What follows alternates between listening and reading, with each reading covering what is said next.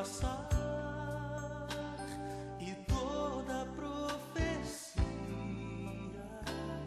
os dons, as línguas e tudo mais que Olá novamente, a paz do Senhor seja contigo, que Deus resplandeça a cada dia em teu coração.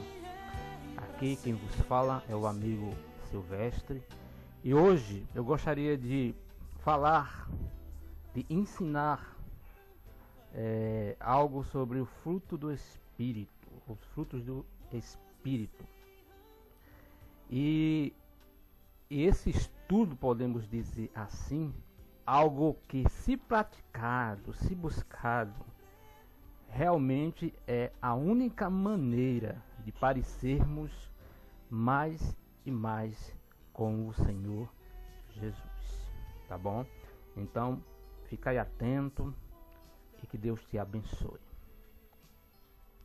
O texto que nós iremos ler está em Gálatas, capítulo 5, do versículo 16 ao versículo 23, que diz o seguinte: Digo, porém, andai em espírito, e não cumprireis a concupiscência da carne, porque a carne cobiça contra o espírito, e o espírito contra a carne, e estes opõem-se um ao outro, para que não façais o que quereis. Mas se sois guiados pelo Espírito, não estáis debaixo da lei. Porque as obras da carne são manifestas, as quais são adultério, fornicação, impureza, lascívia, idolatria, feitiçaria, inimizades, porfias, emulações, iras, pelejas, dissensões, heresias, invejas, homicídios, bebedices, glutonarias e coisas semelhantes a estas, acerca das quais vos declaro, como já antes vos disse, que os que cometem tais coisas não herdarão o reino de Deus. Mas o fruto do Espírito é. Aí, meu caro ouvinte, onde entra o nosso estudo. Mas o fruto do Espírito é amor, alegria, paz, longanimidade, benignidade, bondade, fé, mansidão e temperança. Contra estas coisas não há lei. Texto maravilhoso, tá bom? Então, nós já observamos na leitura o fruto da carne e logo depois o fruto do Espírito, não é isso? Então, é como se fosse duas árvores, né? Uma dá o fruto da carne e outra dá o fruto do Espírito. O autor desses 9 frutos distintos, e aí eu estou falando do fruto do Espírito, o autor desses 9 frutos distintos, ele é o próprio Espírito, não é isso? O Espírito Santo. É ele quem injeta, quem coloca, quem ensina, quem faz com que o homem possa receber e praticar cada um desses 9 frutos. Por este motivo, os frutos do Espírito nada mais são do que o próprio caráter de Cristo sendo impresso no ser humano. É isso o grande diferencial do fruto do Espírito contra os dons. Muita gente confunde os dons com o fruto do Espírito. Os dons são a manifestação do poder de Deus para o seu reino. Podemos dizer assim, a manifestação do poder de Deus para o homem. Já o fruto do Espírito, podemos dizer assim, é a manifestação do homem em agradar a Deus e ao ser humano. A Bíblia é clara em dizer que o homem perdeu a sua origem primária, aquela origem de santidade. O homem perdeu a capacidade de amar a Deus e também de amar o seu próximo. E isso aconteceu após a entrada do pecado no mundo. Quando este mesmo homem, nos dias de hoje, ele continua corrupto e sem esta capacidade, a não ser que seja dada por Deus através do seu Santo Espírito. E por que os frutos do Espírito é o caráter de Cristo impresso em nós? Simples, porque em Cristo se evidenciou todos os frutos do Espírito. Era natural nele. Os frutos, eles exalavam como um perfume natural em Cristo, como raios que brotam naturalmente do sol. E esse caráter do divino Jesus é hoje ensinado pelo Espírito e assim restaurando a essência do homem corrompido em novo homem, que a Bíblia chama de um novo nascimento, ou seja, nascer para Deus. Então vamos começar o primeiro fruto do Espírito, que é o amor. O amor tão comentado, tão falado nisso. Então esse é o primeiro fruto do Espírito. Basicamente há 3 tipos de amor. No original, que são ágape, filia e eros. Filia é traduzido literalmente como amizade. Já o amor eros é o amor erótico, o mesmo que um casal sente um pelo outro. Agora, o amor ágape é o amor sem interesse, é o amor incondicional, é o amor de Deus pelo homem.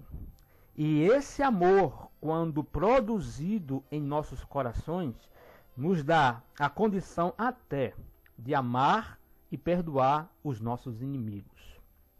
Podemos nos lembrar que no momento da crucificação, Jesus, ele perdoou os malfeitores. Semelhantemente também o servo Estevão, quando estava sendo apedrejado. Este fruto do Espírito, o amor, o ágape, é o amor incondicional, é amar incondicionalmente. O amor ágape nos dá essa condição de quê? De amar pessoas sem que haja interesse em trocas. E aí é onde está a grande virtude deste fruto. Pois se amamos somente o que nos ama, que virtude há nisso? Não é verdade? Pode ler Mateus capítulo 5, versículo 46. É esse amor que Deus tem por mim e por você. Um amor que não existe condições de troca. Pois, o que podíamos, irmãos, dar em troca para que Deus nos amasse? O que podíamos oferecer? O que eu e você temos de grande valor? Nada. Nada pode agradar a Deus. Nada que a gente possa fazer poderia ou pode agradar a Deus. Por isso, as Escrituras dizem: nós o amamos porque Ele nos amou primeiro. 1 João, capítulo 4, versículo 19. Então, esse amor, primeiro fruto, é o amor ágape, o amor de Deus, o amor incondicional, o amor que não pede nada em troca. E este amor é o que Deus deseja, é o que Deus quer que eu e você possamos sentir, praticar um pelo outro e até amar os nossos inimigos. O segundo fruto é a alegria, ou gozo. Algumas traduções dizem o gozo, a alegria, a mesma coisa. Esta alegria vinda do Espírito Santo não é movida por circunstâncias ou por acontecimentos propícios que nos fazem sorrir, se alegrar. Não, não, não. Essa alegria que precisa de acontecimentos, né, para nós, esta é uma alegria passageira. É uma alegria momentânea. A do Espírito não. A do Espírito, ela é plantada no íntimo do nosso ser. E mesmo, irmãos, que as circunstâncias sejam contrárias, adversas, nós ficamos alegres. Por quê? Porque temos uma alegria verdadeira, mesmo em meio às tribulações. Em 2 Coríntios, capítulo 7, versículo 4, diz o seguinte: grande é a minha franqueza para convosco, e muito me glorio a respeito de vós. Estou cheio de consolação, transbordo de gozo, ou seja, de alegria em todas as nossas tribulações. Ou seja, Paulo falando, né, que ele estava transbordando de alegria, mesmo em meio a todas as tribulações. Então, né, em meio às lutas, em meio às dificuldades, as pessoas que têm esse fruto do Espírito, a alegria, ela permanece no seu interior com uma alegria indizível, né, do céu.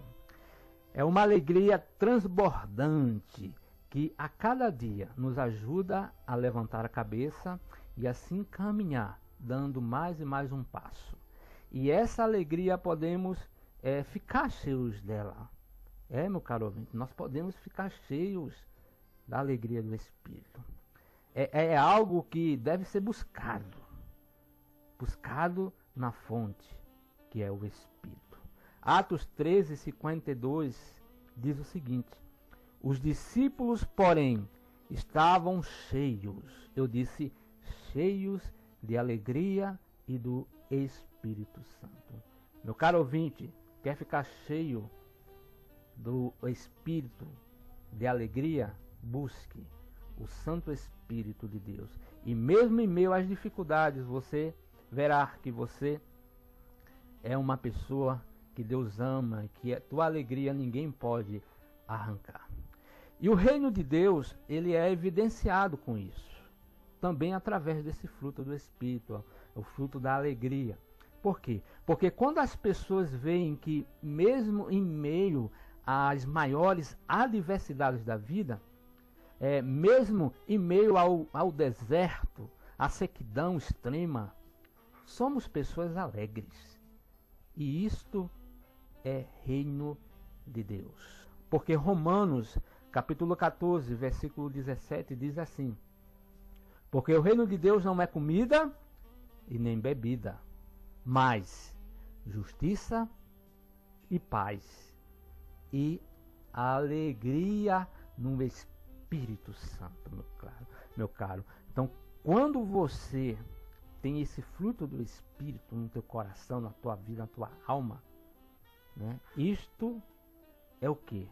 É o reino de Deus. As pessoas, ao ver este fruto em mim, em você, elas passarão a desejar o Deus da alegria, o Deus que nos faz alegres mesmo em meio às tribulações. Aliás, a palavra de Deus diz que até a tristeza salta de alegria diante do Senhor, né? Então as pessoas, elas passarão a desejar o Deus da alegria, que ajuda o seu povo, que ensina a se alegrar mesmo em meio às adversidades da vida. Esse é alegria eterna. Essa é a alegria eterna que vem dos céus para nós. Não é uma alegria que o mundo ensina, aquela alegria passageira, momentânea que o mundo ensina, tá bom? E o terceiro fruto, que é a paz. O primeiro fruto foi o amor, o segundo a alegria ou o gozo, e o terceiro fruto a paz. Em João capítulo 14, versículo 27, diz o seguinte: deixo-vos a paz, a minha paz vos dou. Não dou como o mundo dá. Não se turbe o vosso coração, nem tenha medo. Tá bom? Então, o próprio Cristo, ele nos dá a paz. O Espírito da paz, ele nos traz segurança. Essa paz vinda de Cristo faz com que o coração fique tranquilo, mesmo em meio ao caos. Faz com que o coração não entre em turbulência com os acontecimentos. Por isso ele diz: não se turbe o vosso coração. Esta paz do Espírito é uma serenidade, tranquilidade no íntimo do nosso ser. É algo perfeito. E essa paz, ela vai passar por 4 grandes princípios que eu vou te falar agora. Os 4 grandes princípios são: primeiro, a paz com Deus; segundo, a paz com o próximo; terceiro, a paz consigo mesmo; e quarto, a paz com a natureza. A paz com Deus. Romanos capítulo 5, versículo 1 diz: justificados, pois, pela fé, tenhamos paz com Deus, por nosso Senhor Jesus Cristo. Meu caro ouvinte, essa paz com Deus, ela é desfrutada, ela pode ser desfrutada, mas somente através de Jesus Cristo. Pois ele foi aquele que apaziguou a ira de Deus sobre a humanidade pecaminosa. E hoje podemos, em qualquer lugar, experimentar esta santa paz. Hoje podemos falar com Deus e podemos ouvir a voz de Deus, pois existe paz entre o homem que tem Cristo e Ele, o Deus Todo-Poderoso. Esta paz vinda de Deus através de Jesus é ela que nos faz agradecer ao Senhor todos os dias. Por quê? Porque nós éramos inimigos de Deus por natureza. E hoje, meu caro ouvinte, não somos mais. Graças a Cristo, a Jesus, que acabou com a parede de inimizade.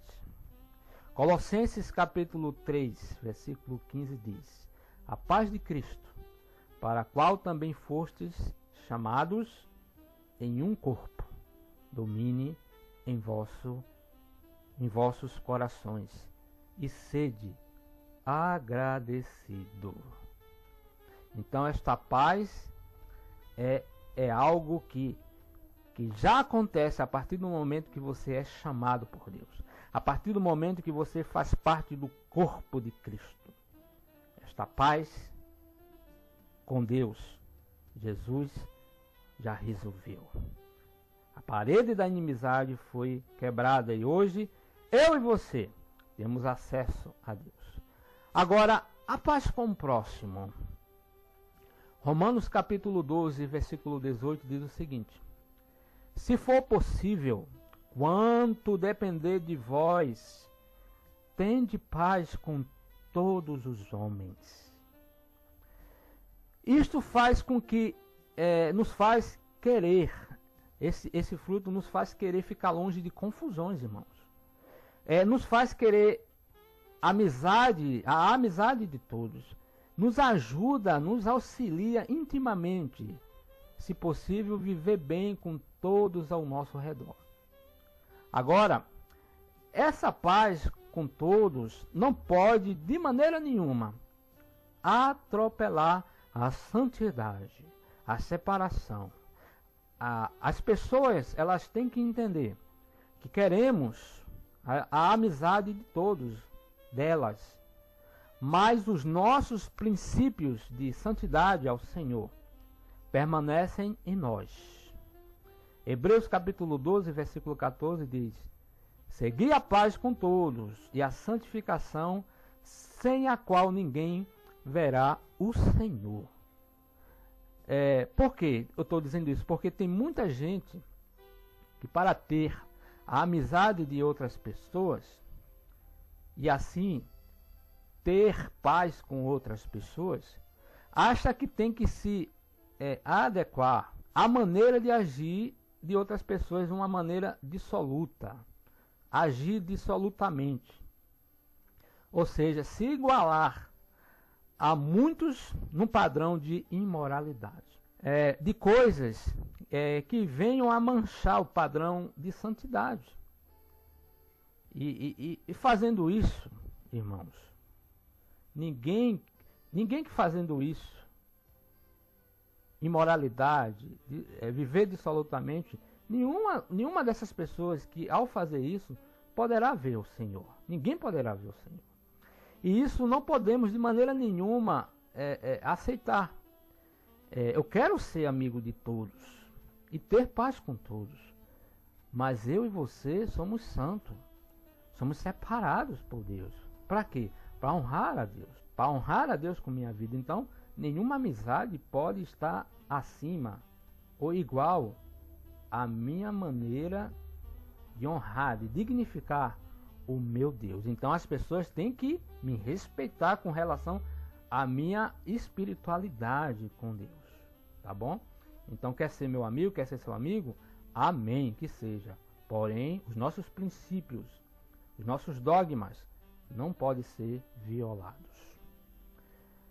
E paz consigo mesmo. Nós vimos aqui a paz com Deus, a paz com o próximo e agora a paz consigo mesmo. Filipenses capítulo 4, versículo 7 diz: E a paz de Deus, que excede todo entendimento, guardará os vossos corações e os vossos pensamentos em Cristo Jesus. Esta paz é uma paz indescritível em nós. Ela ultrapassa qualquer lógica, qualquer entendimento humano. E esta paz é ela quem guarda os nossos pensamentos. É ela que guarda também os nossos corações. Quando alguma coisa se apresenta para nós, se for algo que agrada a Deus, logo sentimos paz. Caso contrário, não temos paz. Ficamos inquietos. Não é verdade? O Espírito dá como se fosse um sinal vermelho. Muitas vezes não entendemos, mas o Espírito diz: olha, não faça, não vá, não dê um passo, não vá até lá. E às vezes vem pensamentos que não condizem com o caráter de Deus. Além de fatos, vem pensamentos que não condizem com o caráter de Deus. E logo a paz paralisa, não é isso? Não mais sentimos a paz, ficamos inquietos também quando vem pensamentos que não agradam a Deus. Mas quando os pensamentos vêm do trono da graça, algo que edifica, algo que nos dá assim, aquela alegria de fazer, de agradar a Deus, né? Seja para o nosso bem ou para o bem do próximo, aí sim a paz do Espírito passa a reinar em nossos corações. Então fica aí essa dica, meu querido. Esse fruto nos ajuda a tomar muitas decisões. Muitas vezes você vai tomar uma decisão e você não sente paz. O Espírito Santo não se move ali te dando um sinal verde. Então, olha, não faça. Se não sentiu a paz de Deus, não faça. Tá bom? Agora, se sentiu paz, se Deus falou o teu coração, amém. Faça. Tá bom? Faça, porque Deus está no negócio. E a paz com a natureza. Engraçado que não vi ninguém falar a respeito desta paz, a paz com a natureza, né? Mas é algo real, meu caro ouvinte. A natureza está a todo tempo nos envolvendo. E são muitos aqueles que, de uma forma ou de outra, querem destruir a natureza. Ou seja, por riqueza, por maldade, por hobby e por aí vai. São muitas as pessoas que, como eu, eram inimigo da natureza, né? Há muito tempo atrás, também de muitos animais. Eu, por exemplo, quando não tinha Jesus em minha vida, matei muitos animais, como pássaros, gatos e outros animais pequenos. E hoje entendo, depois de convertido, né? Hoje entendo que tudo isso também é criação de Deus. E que a natureza, assim como os animais, devem ser cuidados. É claro que tem animais que Deus fez para a nossa alimentação. Mas mesmo assim, devem obedecer um equilíbrio, o necessário para a nossa sobrevivência. A paz com a natureza nos ajuda a amar a Deus e a deslumbrar o que nós chamamos de graça comum, né? A graça comum de Deus sobre todos os homens. E isto é lindo, é altamente espiritual. Então a paz, o fruto do Espírito, ele é, vamos dizer assim, ele é enraizado entre 4 partes: a paz com Deus, a paz com o próximo, a paz consigo mesmo e a paz com a natureza. Vamos para o 4º fruto do Espírito: longanimidade, ou seja, a paciência. 2 Coríntios capítulo 6, versículo 4 diz: antes, como ministros de Deus, tornando-nos recomendáveis em tudo, na muita paciência, nas aflições, nas necessidades, nas angústias. Já disse alguém, a paciência é uma virtude. Mas essa paciência também é vinda do Espírito para nós. É o fruto que nos ajuda perante os intempéries da vida, nos fazendo acalmar o coração quando somos afligidos, quando somos confrontados com falta de amor por outros, quando nos faltam cortesia. Aí entra, né? Essa paciência, ela é contínua. Essa paciência do Espírito em nós, ela é contínua. Pois tem pessoas que dizem o seguinte: minha paciência tem limite. Você já ouviu alguém falar isso, né? A minha paciência tem limite. E isso, na verdade, é uma camuflagem para a falta de paciência. É preciso entender que se éramos pessoas de pavio curto, quando não éramos cristãos, é preciso buscar esse fruto, meu caro. Nossas emoções, elas sempre vão estar conosco. Mas esse fruto nos faz dominar as emoções, mesmo exposta às piores controvérsias. Por quê? Porque é algo vindo de Deus. E nos auxilia, principalmente, no respeito ao próximo. Seja o próximo tão próximo ou não. O próprio Cristo foi paciente com aqueles que tentaram o irritar.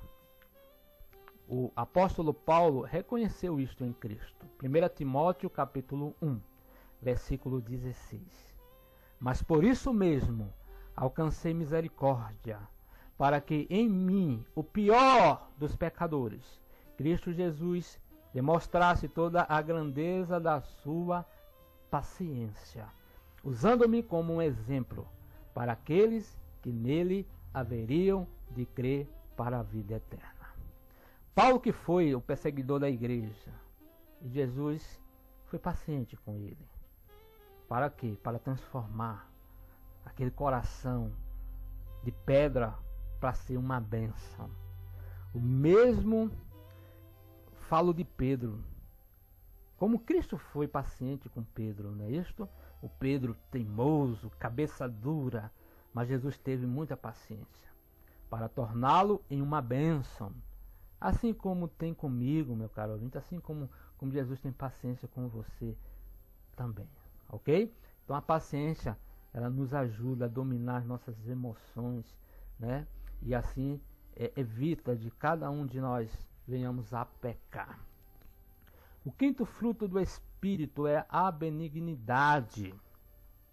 O que é benignidade? É o que? É a vontade íntima de se compadecer, de exercer misericórdia. É uma virtude que nos dá condições de sermos gentis para com o próximo. É a expressão de ternura, de compaixão, de brandura. A benignidade de Paulo para o carcereiro que morava em Filipos, que queria se suicidar. Aí Paulo foi benigno com ele. Paulo impediu que um homem se suicidasse. Nós podemos lembrar da benignidade de Cristo para com a mulher adúltera, que pela lei merecia morrer, mas Cristo intervém e usa de misericórdia para com ela.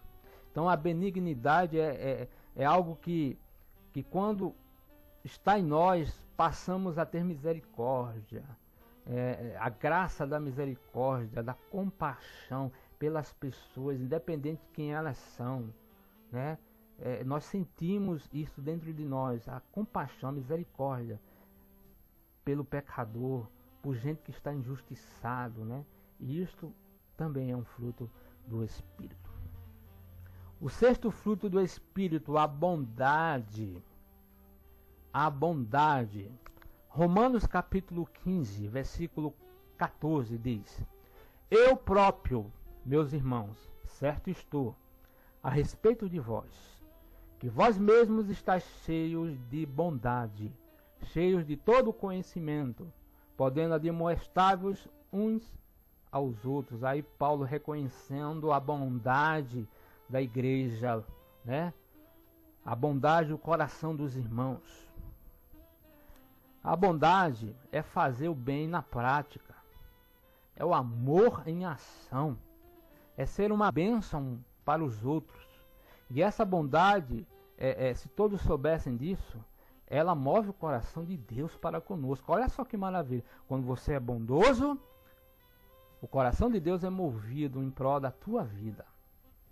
Quando colocamos em prática o amor, quando colocamos em evidência em nossas vidas o amor, e não amamos somente de palavra, mas de ação, praticando e de prática mesmo, o que é que acontece?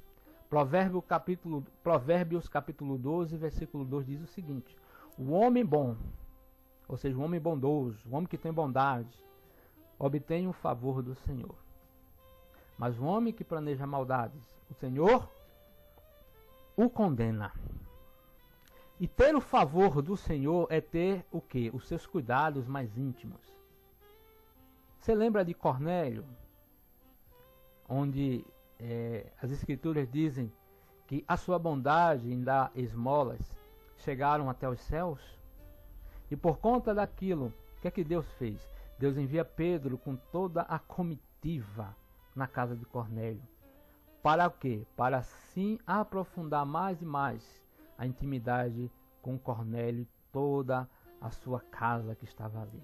E é assim, meu caro ouvinte. Quem é bondoso, quem é bom, vai ter intimidade estreitada com Deus. Porque Deus é a favor daquele que pratica o amor para com o próximo. Que pratica a bondade para com o próximo. E sétimo, a fé. 1 Pedro capítulo 1, versículo 6 ao 7 diz o seguinte: em que grandemente vos alegrais? Em que vós grandemente vos alegrais? Ainda que agora importa, sendo necessário que estejais um pouco contristados com várias tentações, para que a prova da vossa fé, muito mais preciosa que o ouro que perece, e é provado pelo fogo, se ache em louvor, em honra e glória, na revelação de Jesus Cristo. Meu amado, a fé não é somente confiar, não é só ter a certeza dos fatos que se não veem, mas é também ser fiel a um Deus que é fiel. É ser honesto com Deus de honestidade. A fé, ela é evidenciada principalmente nos momentos de provações.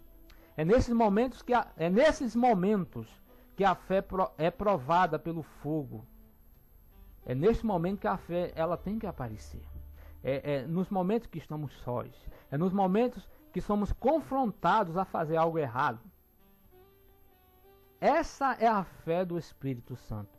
Uma fé não fingida, mas sim uma entrega total a um Deus que tudo pode fazer por aqueles que nele confia. Então, esta fé, meu caro ouvinte, é evidenciada principalmente nos momentos de provações. Oitavo, a mansidão. Olha só, a mansidão. Virtude que nos torna pacíficos, com serenidade e brandura diante de situações irritantes, diante de situações perturbadoras, desagradáveis. Aí entra a mansidão, aleluia. Antes éramos agressivos e nos irritávamos com qualquer coisa que nos contrariava. Jesus falou para aprendermos a mansidão com ele. Por quê? Porque ele se conservou manso diante do seu traidor. Lá em 1 Pedro, capítulo 2, versículo 22 e 23, diz o seguinte: o qual não cometeu pecado, nem na sua boca se achou engano, o qual, quando o injuriavam, não injuriava, e quando padecia, não ameaçava, mas entregava-se àquele que julga justamente. Aí falando do nosso Jesus. Ele curou, Jesus, a orelha de um servo do sumo sacerdote, que fazia parte daqueles que iam prender no momento que Pedro, sabe, vai ali com violência e corta a orelha do homem, né, que queria prender Jesus. Jesus vai imediatamente e cura a orelha daquele servo, né, daquele soldado ali. E Jesus, ele repreende a Pedro, dizendo: olha, você não sabe de que espírito sou, não use de violência, não. Então Jesus era uma pessoa mansa. A mansidão é o amor submisso a Deus. A mansidão nos torna pessoas semelhantes a Jesus. Muitas vezes as pessoas olham para aqueles que são mansos e dizem: que cara besta, que homem besta, que mulher besta, né? Se fosse comigo a coisa seria diferente. A pessoa diz assim, não é isso?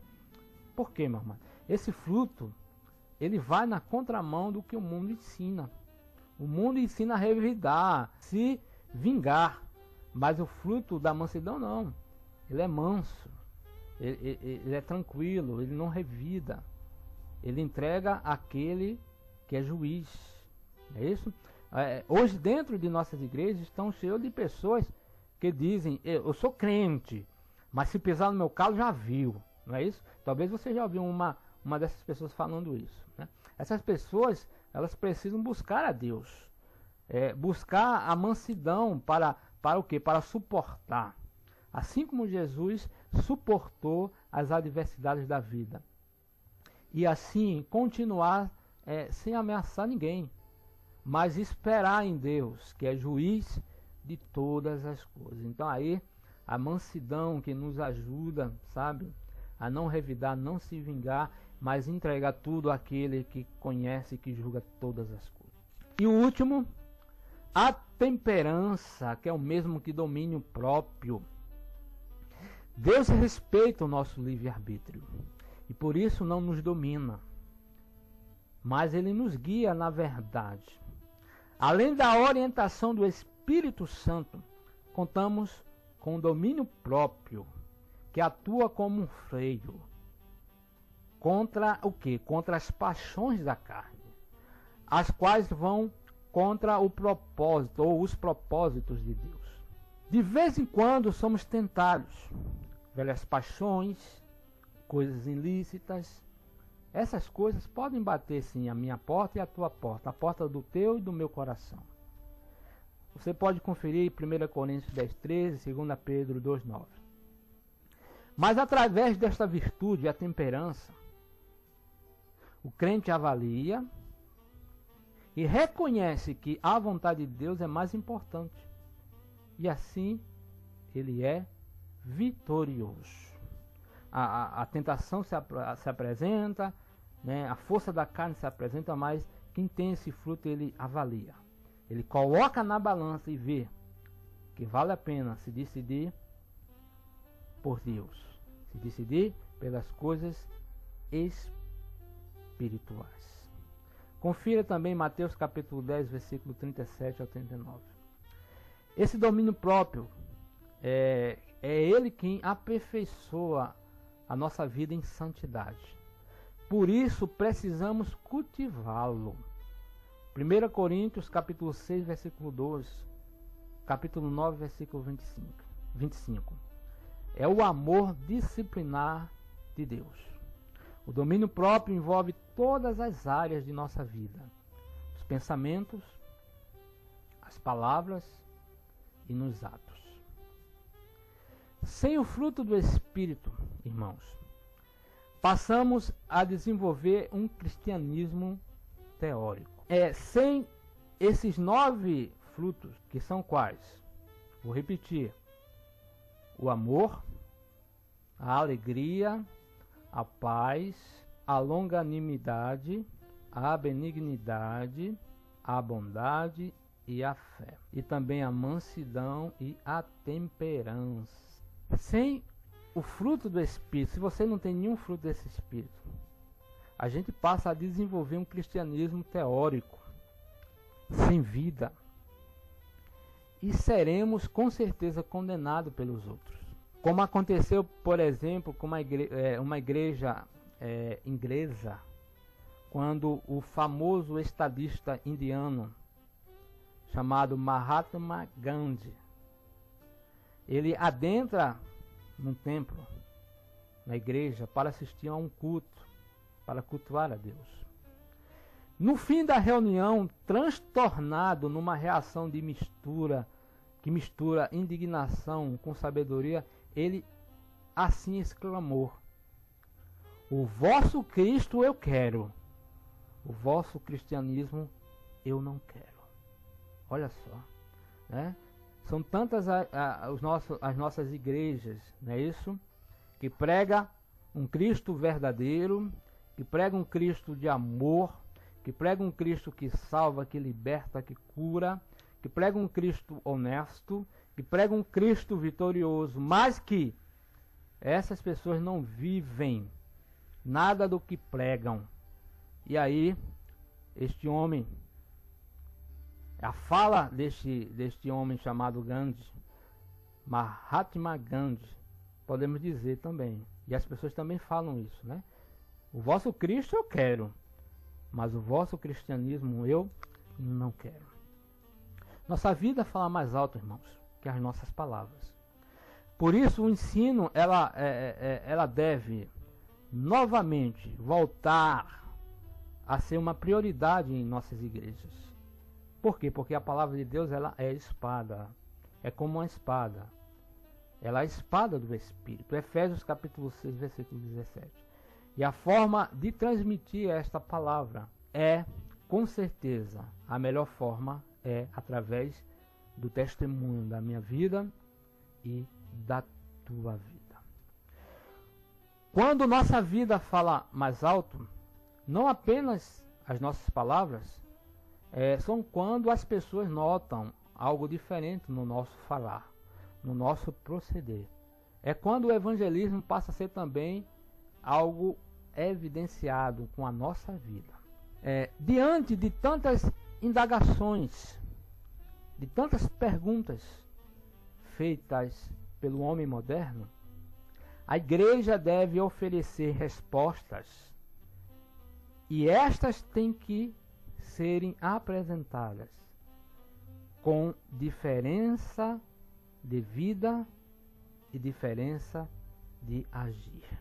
Se buscarmos apenas os dons e não o fruto, poderá até causar espanto. Apenas coisas miraculosas que podem ser feitas, mas não haverá diferença na vida social, humana das pessoas. Não haverá diferença na sociedade. Não vai impactar o homem moderno. Os dons não vão impactar o homem moderno.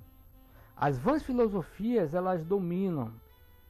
E o poder e glória têm tomado conta do pensamento globalizado, podemos dizer assim. Com esta reflexão, eu analiso principalmente a importância do fruto do Espírito, tanto no contexto da palavra, no Evangelhos, como a sua influência sobre a sociedade. Em detrimento de uma igreja que busca apenas dons e poder, mas tem sérias deficiências em áreas como maturidade e caráter. Agindo assim, o mundo não observará na igreja uma agência de mudança, mas sim uma agência de poder. E isso, meu caro ouvinte, é uma realidade nos dias de hoje, né? As pessoas hoje veem mais nas igrejas, elas vão mais à igreja em busca de poder, em busca de cura, em busca disso, daquilo outro. E na verdade, nenhuma dessas igrejas que ditam de poder, ela tem influência na sociedade para mudar a vida de ninguém. Por quê? Porque os dons, evidentemente, são importantes no meio da igreja. Mas não são os dons que tem que chamar a atenção das pessoas. E sim o caráter, né? A mudança de vida, o fruto do Espírito no cotidiano, na vida dos crentes, na vida dos cristãos. Seja no trabalho, seja na universidade, seja na escola, seja com o vizinho. O cristão tem que apresentar os frutos do Espírito e assim fazer a diferença na sociedade e assim transformar a vida de muita gente. Na verdade, o poder de Deus é importante para o desenvolvimento da obra, mas ela tem que vir, meu irmão, acompanhado pelo fruto do Espírito. Não estou aqui pregando contra dons, não, mas quem tem os dons tem que ter os frutos do Espírito. Caso contrário, nossa membresia corre o risco de cair num ostracismo, valorizando demais os dons, graça e, consequentemente, glória própria e menos caráter. Santidade, o que consequentemente apresenta a glória de Deus entre os homens. Como nosso Senhor Jesus ensinou: aprendei de mim, que sou manso e humilde de coração. Tá bom? Então aí fica essa dica ao teu coração. Que Deus, pois, te abençoe poderosamente. E lembrando que este estudo está também publicado para que você possa ler e assim copiar no nosso site. Tá bom? Um abraço. Deus te abençoe poderosamente. Fica aí com esta linda canção, tá bom? Do nosso irmão João Alexandre. Um abraço.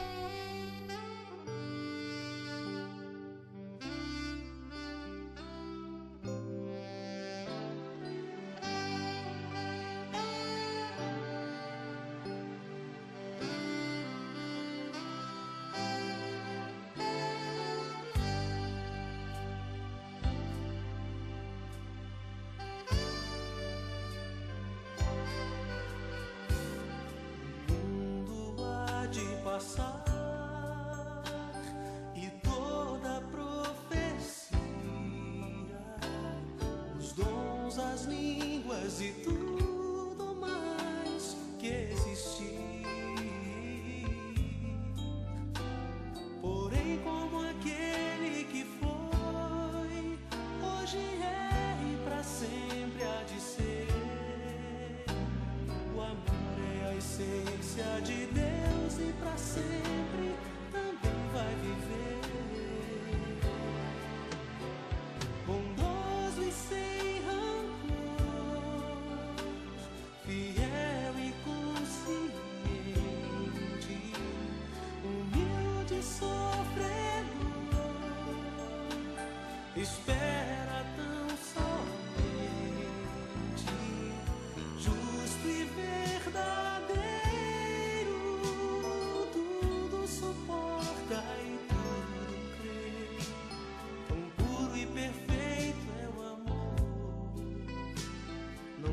Interesse ou favor, mistério, expressão.